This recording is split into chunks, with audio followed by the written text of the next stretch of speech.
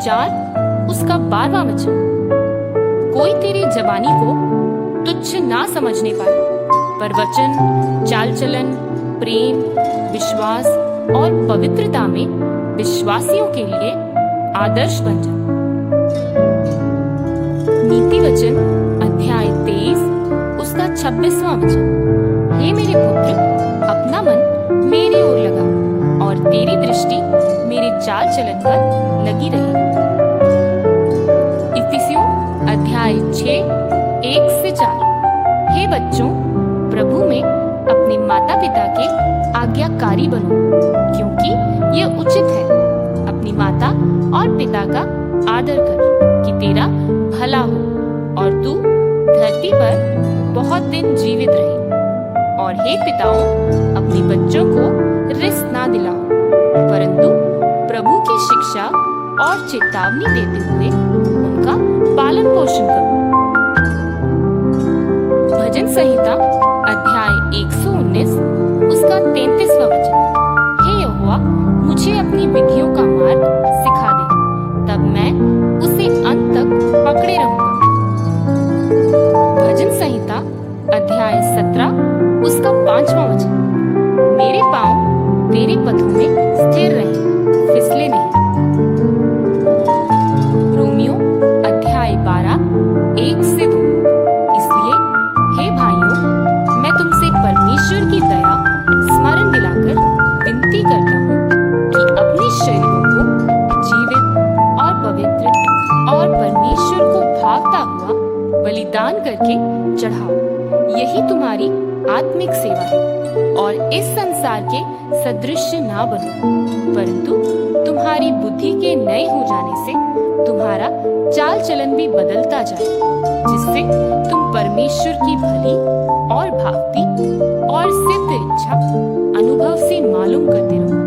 क्योंकि मैं उस अनुग्रह के कारण जो मुझको मिला है, तुम में से हर एक से कहता हूँ कि जैसा समझना चाहिए उससे बढ़कर कोई भी अपने आप को ना समझे, पर जैसा परमेश्वर ने हर एक को परिमाण के अनुसार बांट दिया है, वैसा ही सुबुद्धि के साथ अपने को समझे। पहला पत्रस अध्याय 5:5-9। हे नवयुवकों, तुम भी वृद्ध पुरुषों के अधीन रहो, वरन तुम सब के सब एक दूसरे की सेवा के लिए दीनता से कमर बांधे रहो, क्योंकि परमेश्वर अभिमानियों का विरोध करता है, परंतु दीनों पर अनुग्रह करता है। इसलिए परमेश्वर के बलवंत हाथ के नीचे दीनता से रहो, जिससे वह तुम्हें उचित समय पर बढ़ाए। अपनी सारी चिंता उसी पर डाल दो, क्योंकि उसको तुम्हारा ध्यान है। सचेत हो और जागते रहो, क्योंकि तुम्हारा विरोधी शैतान गरजने वाले सिंह के समान इस खोज में रहता है कि किसको फाड़ खाए। विश्वास में दृढ़ होकर और यह जानकर उसका सामना करो कि तुम्हारे भाई जो संसार में हैं, ऐसे ही दुख भुगत रहे हैं।